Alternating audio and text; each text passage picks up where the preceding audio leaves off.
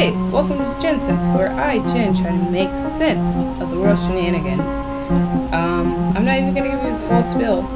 Besides, sometimes there might be ads, so if I play an ad, please listen to help support the channel and help it grow and share it. I think I did that out of order, but we're just going to let it go. We're going to let it breathe.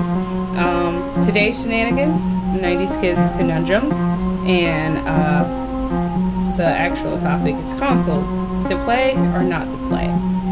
So as you know, most people play video games. It started off with Atari way back in the day. I don't even think that's true. I'm like 80% sure it's Atari, with the Space Invaders and whatnot. And now you have Xbox. I forgot to say and Xbox and PlayStation and Nintendo. And I mean, when I first made up this episode, I didn't have an Xbox, so there was no data on that. Basically, I'm going to give you the quick and dirty rundown of if you should play or not play, and which console would be best for you. So, you have the Xbox by Microsoft, and they're on like the Xbox Series S and X, and they are terrible at naming things, but I mean, they're pretty enough. I'm gonna say unknown. I don't know how I feel about it yet. It's nice, but I don't know. I've always been a PlayStation person.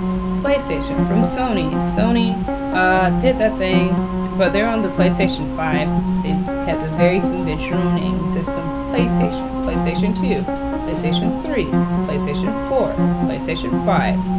And nobody can find a PlayStation 5, and if you do, it's like way too much money, so no. So because of that, I'll give it a 7 out of 10. It will have very pretty graphics, but you cannot find the newest edition of a PlayStation, so that kind of just sucks for everybody. And then you have Nintendo. Good old Nintendo with their video game handheld, oh my gosh, what is it called? Clearly blanking out right now. You know, the controller that's always been on crack. The latest edition of Nintendo is the Nintendo Switch.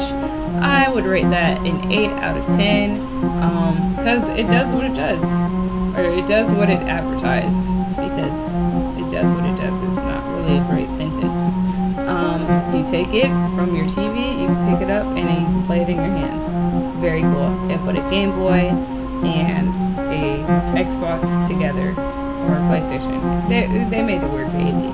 But it's not a 10 out of 10 because sometimes the graphics definitely aren't up to speed. And also, why am I paying $60 for a game that I've already owned? And they wonder why people like to go to the Pirate Bay, even though I think that's shut down as of 2022. But still, why am I paying so much money for a game that I've already owned? It's not my fault you didn't want to update it to the new thing and give me a discount, and that's why they're losing money, and that's why it's at 8 out of 10. Because who wants to pay $60 for a game that you've already spent $60 on? I'm looking at you, Skyrim, but also Nintendo. Shame. The Xbox rating, I don't know if I gave it one already, but I guess it's like 7 out of 10. You guys couldn't see the face that I made while I thought about that, but it wasn't one of pleasure. I say that because the Xbox controller is just really big, and I have nice, small, delicate hands, perfect for like not an Xbox controller, and that's one of the main reasons why I never played. But I would say 7 to 8 out of 10. Has good games. It's just the controller really kills me. I just really can't get past it. It's just so big, and then you have to buy extra accessories. And why aren't they rechargeable yet? Like, come on, guys. It is 2022. We know what rechargeable USB-C things are. Make rechargeable controllers, Microsoft. Anyways, I have a funny story, a funnier story than my very random ratings. So before my surgery, before September 13th, I was like, yo, I think I want an Xbox. I I don't know why, because we just went over how I don't really care for their controllers. So my friend was like, hey, if you go to Hudson's Video Games, they have used Xboxes. And I was like, cool, dope. So I called them up. I'm like, hey, do you guys have a Series S? Because I'm poor and I really shouldn't do this. Mind you, I'm trading in a PlayStation 4, so there's that. So I'm trading in my PlayStation 4 for an Xbox Series S. So a slight upgrade. Actually, a huge upgrade. Graphics-wise, kind of. So I called them up and they're like, oh yeah, we got one in stock. I was like, cool, I'm on my way. So I drive a whole hour away. Mind you, this is before surgery. So I probably shouldn't have been driving, but I was. And as soon as I got there, they were like, yo, we sold it like 20 minutes ago. And I was like, I told you I was on my way. I understand. Luckily for me, though, somebody was selling their Xbox Series S. I don't know. Naming conventions. Come on, Microsoft, do better. And they're like, well, you can buy that one, but you have to wait 15 days. And I was like, 15 days? They're like, yeah, Florida law. I'm like, oh my gosh, y'all are terrible. So I waited the 15 days, which just so happened to be like 2 weeks after my surgery or something.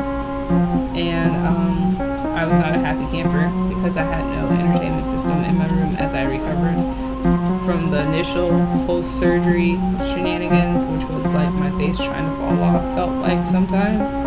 But hey, it's all good. I have this funny story. Well, not a funny story. It's just funny memes. It's like, hey, you know, back in the day, the 4 nations lived in, or I guess 3 nations lived in harmony. Then up came, you know, that's the terrible Avatar opening, and hopefully I don't get flagged for that. The weird Korean store. Why would I talk about that in the middle of the consoles episode? I think it's just because that's what happened when I went to Hudson. They had a weird Korean, well, it's not weird, it's just like the dollar store, but it's Korean themed, so it's like stuff from Korea. I don't know. Yeah. Yeah. Well, while I was at Hudson's, which is like that hour away from me place, I went to the Warhammer store, which was not in the same location, but very close to it. And that was something that we're going to talk about, my newfound addiction to Warhammer. So, yeah. It's all good though. So consoles, 90s kid conundrum. Which one were you? Were you Team Xbox? Oh yeah, that's right. The joke is, back in the day, the 4 video game nations lived in harmony. Sega, Microsoft, and Nintendo, or something like that. And then one day, PlayStation, or whoever you actually prefer, came and attacked, and now there's no Sega for people who like Sega Genesises, because, you know, their name's Genesis, so you thought it was made for you. But yeah, what kind of console kid were you? Were you a Sega, Genesis, Dreamcast, and Saturn? Were you an Xbox 360? There's an Xbox One in that lineup too. Again, weird naming system. Were you a PlayStation person? Were you like all things Sony? I gotcha. Or were you like unfortunate or fortunate where you didn't actually have to play video games, but you could go to your friend's house and play them? So that's my 90s Kid Conundrum episode for today. Consoles to play or not to play. I don't even think I said that in the opening, but you know, it's also 1 o'clock, so I should probably stop podcasting and do this when I actually have some sleep. Anyways, remember to be kind. I will edit this. What are you doing, Genesis? What are you doing?